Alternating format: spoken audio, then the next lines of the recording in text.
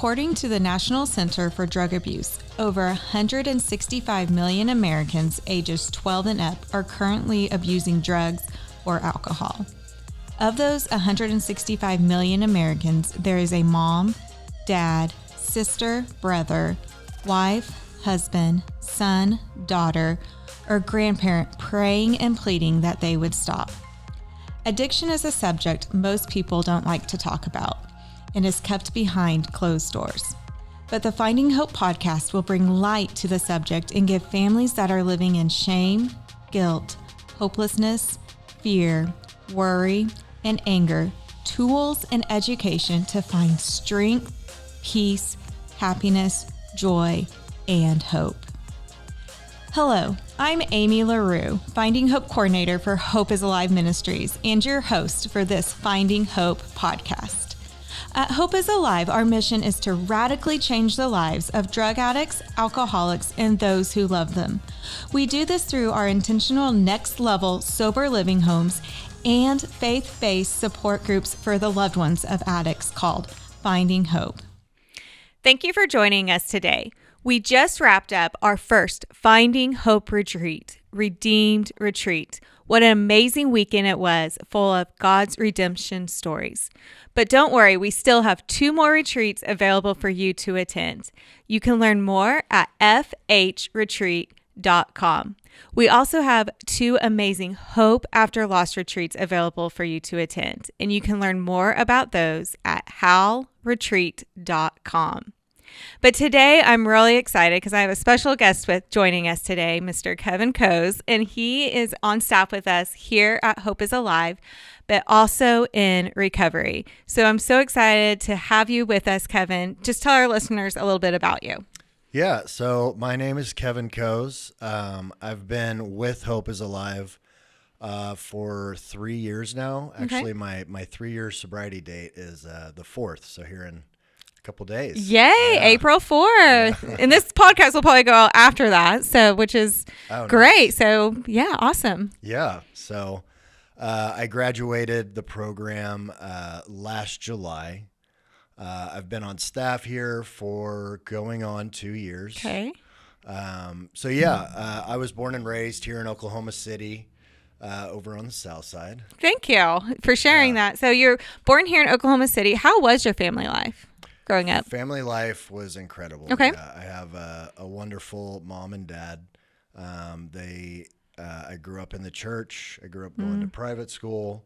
I had everything I could have ever wanted, needed. So on the outside, anyone looking in, 2 loving parents, grew up in church, was in a private school, but how did addiction hit you? It does not discriminate. Okay. And I think that's really important for people to know that it doesn't discriminate. It doesn't care where you come from, what your background is. It can affect anybody. And I think the more people become familiar with addiction, we're starting to understand that we've all been touched by it in one way or another. Absolutely. So for me, like I said, I grew up with an incredible childhood, but I had a lot of anxiety as a kid, especially in my preteens. I never felt like I really fit in. I never felt like I truly understood who I was, what my place was. I always felt I hung out with an older group of guys, and I always just felt like I was a step behind everybody else, whether that was in school, in my social circles. And I developed this idea that something was wrong or different with me. Yeah. And it created almost like a performance issue in life, like a lack of belief in myself. And like I said, I just developed a lot of anxiety. So I went to private school through 7th grade, homeschooled 8th. And then finally I was like, Mom, Dad, please let me go to public school.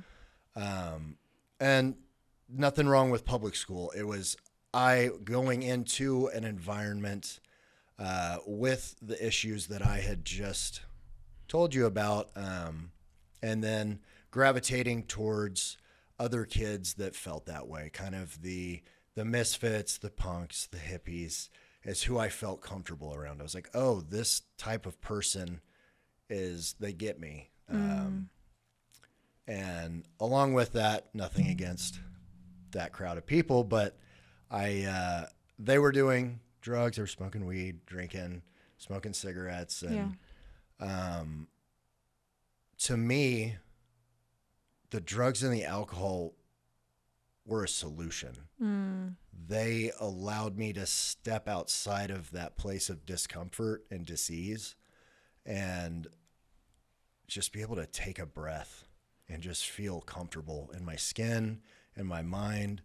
And so that I developed this idea that, okay, drugs are good. This makes everything right. That's really interesting that you said that. Like, drugs are good because it makes you feel better. Like, to the outside world, we're like, no, that's crazy, right? But like, to you, this makes me feel, maybe I'm putting words in your mouth, normal. This makes me feel good. Exactly. This makes me feel the way it feels. So did you use drugs or anything until you transferred to this school and found this new group of friends? So I would have been in 8th grade when I first tried tobacco and alcohol. Okay. But it wasn't until 9th grade, and that's when I found Oxycontin, Adderall, and then ecstasy. Yeah. And after I tried those 3 drugs, the opiates is what really brought me the sense of comfort, and I chased that for my entire addiction. And then same with stimulants. But it was at that moment that I realized that I didn't have to feel the way I was feeling anymore. And I was dead set on trying every drug. If this makes me not have to feel the way my feelings or feel the way I feel, I'm just going to keep going after it. Right. Exactly. So like, when did you realize like you actually were becoming like maybe dependent on it? So it was when around 18, 19 years old,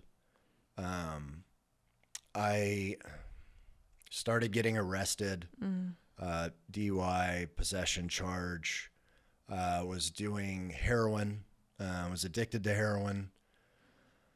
And I became very depressed. And I still was unable to associate the drugs being the issue. I didn't understand myself, and was getting more and more lost in the drugs that I delusionally thought were the answer to my problems. That's really interesting. So when I was 19, 20, I tried to commit suicide for the first time. I had been hanging out with friends, and I just hadn't been feeling well mentally. I was just very discontent.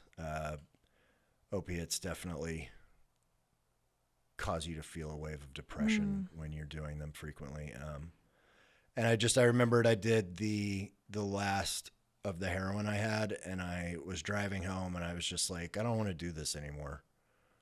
And not even the drugs. I was like, I don't want to be alive anymore. And I drove my little Honda Civic 100 miles an hour down this back road where there was just a big dip and almost kind of a ramp in the road. Yeah. And I was like, well, if I just hit that and twist the steering wheel, it should flip the car. So I undid my seatbelt, opened the windows up, and was just hoping that it would flip and eject me from the car and kill me. And so the car did not flip, but it spun. I don't even know how many times through a fence and into a field. And I just sat there for a while, and I was upset that it didn't work. Yeah. But it kind of like snapped me out of it. And I was like, maybe I don't want to die. And I ended up driving home, and shortly after that, I just burned everything else down. in my job-wise, social life, and ended up going to treatment for the first time. So. Yeah. Well, thank you for sharing that vulnerability. 'Cause I don't think, as a loved one of someone that struggles, we don't fully comprehend what you guys are going through. Right. And you guys don't fully comprehend what we're going through. Like hearing that, I know there's probably mamas listening right now crying, not understanding, like just recently at one of my meetings, this gentleman's like, I just don't understand. Why can't she stop? Why can't she stop? And I think you paved a picture of that, right? It's like, this is what made me feel normal. But then, it sent me into a state of depression. It's like you like don't know how to get out almost. Absolutely. Is that true? Yes, it's so true. It's, again, you think you found a solution, and it's a trick. It's a trap. So you fully trust it and you dive headfirst into it, and then it just blinds you and fully engulfs you. And I think it's very much demonic. It is the evil forces. It's just one of their ways of getting a hold of you and lying to you until you inevitably ruin your life or die, which is their end goal. Yeah. So you said you drove home that night, still probably struggled for a while. You said you went to treatment for the first time. So when you said that leads me to believe, you have gone to treatment more than one time? Several times. Okay. Yes. And so a lot of times I remember taking my husband when I took him to treatment, the person checking him in said, how many times has he been there? And I looked like a deer in the headlights. How many times I thought this was going to fix him, right? This is a one time. I'm giving him to you for 30 days and you're going to fix him and I'm going to take him back home and we're going to go back to our lovely life. Yeah. Praise the Lord. He only needed to go to one treatment. He did have a relapse, within there, but got right back on. But talk to our listeners a little bit about that. Like you went to several treatment centers. So talk us through what that looked like, maybe why they didn't work per se, and then what finally led you to a place of where you are today, about to celebrate 3 years of sobriety. How do I put this? So like I told you, my life had gotten pretty bad. I was depressed, addicted and everything, but I still wasn't ready to surrender. I was in denial that I was the problem. I don't think I even fully understood what was going on, what the issue was. I was too emotionally immature to even understand what needed to be done. Yeah. I just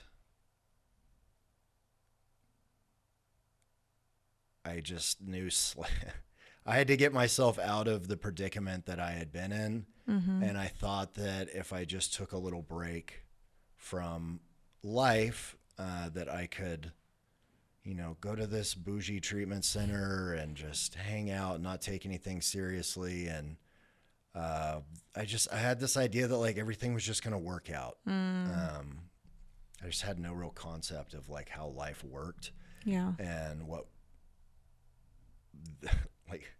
how much of a problem I had and how much work I was actually going to have to put in order to get back on track, to be happy, to live a life that I loved. I just was still just chasing after immediate gratification.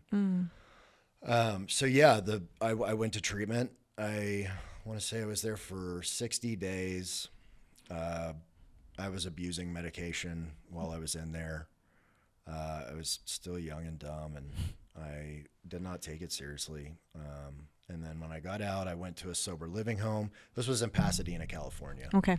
And so I got out, and I joined their outpatient program, went to sober living, and within the first week I relapsed, got kicked out of the outpatient program for failing a drug test, got kicked out of my sober living, and it was just this back and forth of the sober living, kicking me out for 3 days, letting me come back in, me not being able to stay sober. Yeah. And then ultimately coming back to Oklahoma City, back to my parents, and they were just besides themselves. Because they, like you said, they were like, we're going to send you to this place and you're going to be fixed. Yeah. And you're going to come back, or you're going to stay out there and you're going to carry on with your beautiful life. And like, I just had no vision of that, you know. I just wanted to hang out with my friends and be a kid. Well, you said something like you went, but you weren't ready to fully surrender, right? Like you know, missing that aspect of it in a sense. So this last time you went, what was the change or the difference? Yeah, life had finally beat me down to a point. And it's this last time was very similar to the first time. Interesting. I was addicted to meth and fentanyl. Career-wise, I hated what I was doing. Relationship-wise, I was miserable. Just my life was very dark and bleak, and I got back to that place within my depression where I was like, I want this to end. Yeah. And I had formulated a plan I went on a multi-day bender, and I was like, at the end of this, I'm just going to kill myself, and it's all going to be over. And I was like, I found peace in that. Wow. And so I ended up at a friend's home where I was selfishly going to kill myself at their home. Yeah. With them there, just the insanity of that. And I was going to overdose myself with fentanyl, just quick, peaceful, quiet death. And I overamped on meth and fell asleep, so I was unable to kill myself. And when I came to, my dad had found me there. Wow. And I came to on the couch, and I looked up and I saw him sitting in a chair across from me, and he just said, "What are we going to do?" And it was in that moment that I finally just had like a spiritual experience, like a spiritual awakening, if you will, where I was like able to finally just be like, I do not want anything to do with this life anymore. I said that, I was like, I'll do anything. I'll go anywhere. Like, please help me. And that was the first time I'd ever said that and meant it. Wow. And I had found my desperation, my willingness. Anything was better than what I had or could possibly imagine having. I was like, I want something different than this. I don't know how I'm going to get there, but like, I need help. Yeah. So I checked into rehab here in Oklahoma City. I did 30 days there. Okay. And while I was there, I knew I needed like continued care after that. I just was reluctant to come to Hope is Alive because I was not at peace with God. Yeah. I did not want to take a spiritual approach. I did not want to hear about God. I didn't understand that. And I didn't think I needed it or wanted it. But God met me where I was at, and he carved the path for me to come here. And it has completely changed my life. I remember I got to H3 and I was still withdrawing from Suboxone. I did not feel well, but I just remembered coming into that home and meeting the guys, and they were just so welcoming and kind. And I just felt safe. Wow. Like I had nothing going for me. Like I was completely restarting life, but I was like, this is the happiest I think I've ever been. Like I can't, since childhood, like I have not felt this much just like weight off my shoulders. I'm just at peace. Everything's okay. Like I have nothing to worry about. I'm just excited to wake up and do life. Yeah. And I was like, I have a place to lay my head at night where I got to experience joy for the first time as an adult. And from that point, I was still again, reluctant to have a relationship with God. But God continued working on my heart, and he just kept putting people and situations in my life that just allowed me to separate myself from the idea of God and church and religion that I had formulated as in my younger years, and allowed me to form a relationship with God and just see it as that this is just my personal relationship with the Creator. Yeah. And from there, just being able to fully trust and rely in him and find him in prayer, and just turn my life over to him, to get baptized, to make him central in my life and in my recovery. And when I did that,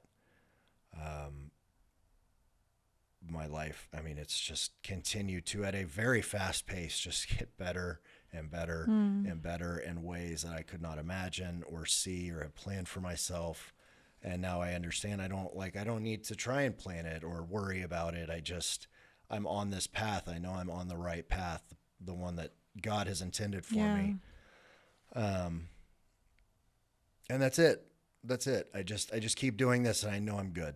Yeah. I know everything will be taken care of, and I'm just so blessed. I think of all of the times over I was in addiction for 15 years, and I just, the fact that I'm still alive, 2, the fact that I'm not sitting in prison right now, or there's just a number of things that I'm like, how did that not happen? Like I've been protected this whole time. Like God has just incredible. been so good to me, even when I was just so blatantly awful to him. Yeah. He's just, it's incredible. Well, I'm so proud of you in this journey. And what you said is, for the first time in my adult life, I have joy. And I'm thinking, well, you almost started in 8th grade. That's like 13, right? Like all through that time. And I'm so grateful that you get to experience that now, and get to experience the goodness of God, and that now you are surrendering every day and every moment that you need to him. Like, I know, like I'm telling you, these mamas on here listening to this are like boo-hooing and just want to give you a big hug. And not just the mamas, anyone listening, because it's so hard for us as loved ones just to see the destruction in the path, and trusting, I don't want to say trusting the process, but trusting God and his faithfulness and his goodness and his timing, right? Did you say 15 years in your addiction? About 15 years? Like, it's hard to see that. My husband, we were actually just talking about it at a dinner we had with his family, and I just found out some new stuff this week. I mean, it's been 11 years. I was like, what? But like, his sister asked, well, how long were you in it? He's like, probably about 2 years. And so to me, 2 years felt like 100 years, Yeah. So for your family and these families listening, 15, 20 years, don't give up. Right. And so what would you tell some of these families listening today? Yeah. So I'm going to speak on behalf of my family really quick. Okay. They did not think that I was going to get it within their lifetime. Their prayer was that even if it's after we're dead and gone, just please allow him to find sobriety, to find God. And through their just continued prayer, a miracle happened. But it is very important, with that being said, that